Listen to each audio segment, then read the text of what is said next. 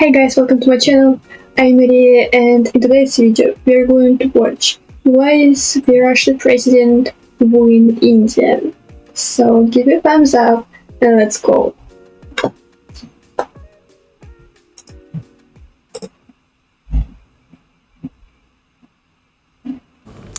Speaking of which, it seems no one enjoys India's company like Russia does. The two countries have had a close relationship for decades. Trade between New Delhi and Moscow has risen to a record high. Russia is India's second largest source of crude imports and the biggest defense partner. They're also widening maritime cooperation, and all of this would not have been possible without guarantor Prime Minister Modi. We are not the ones saying it. Russian President Vladimir Putin is. He has heaped praises on the Indian Prime Minister, lauding him for what he calls tough decision-making. He has also pitched for trade in national currencies. Here's a report. I cannot imagine that Modi can be intimidated, threatened, or forced to take any action or decision against the national interest of India and the Indian people. I know there is such pressure on them. I am aware of that. Vladimir Putin can't stop praising India. He has hailed Make in India. He has called the G20 PM Modi's personal success. And now he's back at it again. Yesterday he was addressing an investment summit. It's here that he praised Prime Minister Modi once again. The relations between India and Russia are constantly developing in all the areas, and the main guarantor for that is the policy led by Prime Minister Modi. So why is the Russian president wooing India?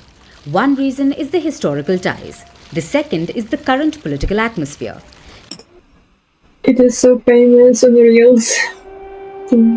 Tensions with the West are at an all-time high. Russia is under multiple sanctions. The world is under pressure to pick sides. But India has remained neutral. It has called for peace. And it hasn't stopped buying Russian oil.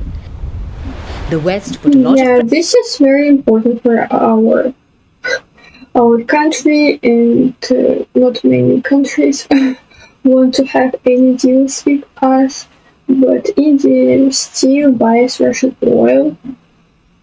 And yes, guys, you help us a lot. Thank you for this.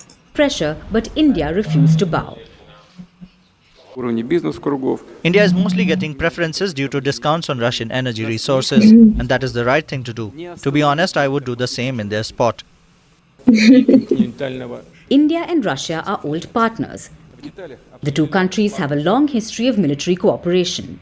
Russia is India's largest supplier of defense equipment, even though the sales have dropped.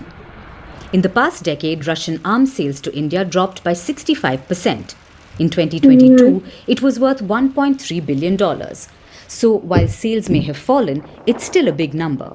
Then there's trade. In 2022, it was $35 billion. And in just the first half of 2023, it's already $33.5 billion. So trade is clearly booming. And now Putin wants to take it further. He wants to use national currencies for trade. We should work on the financial infrastructure. We need to use more national... This video was recorded 6 months ago, so it's not up to date a little bit, but please don't argue. ...currencies in our mutual transactions. This is a statement that might excite India. Earlier this year, India and Russia suspended efforts to settle bilateral trade in rupees. This was after months of negotiations. It's because Moscow and New Delhi have a high trade gap, and most of it is in favor of Russia. I've heard also that nowadays it is possible to transfer money in rupees from Russia to India. I didn't know about it. So this is great. So Moscow believed they would end up with an annual surplus of rupees, almost close to $40 billion. Plus, the rupee is not fully convertible, so it never worked out.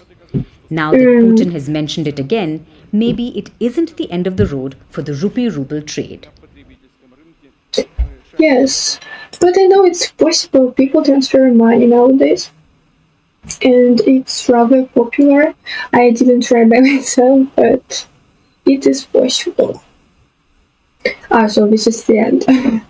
Okay, this video is short, but Yes, I would say that nowadays we have hard times in Russia, and not only in Russia, in the whole world. And yes, under sanctions, they have some problems because, a lot of different brands left Russia.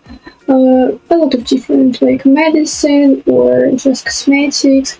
And yeah, this is this is sad. And India supports Russia, fortunately, and it's great. I hope that our countries will be in this good bonding for a lot of time. And yes, guys, please let me know in the comments what you think about all this situation. And I want to say that I hope that Russia will be without any sanctions soon.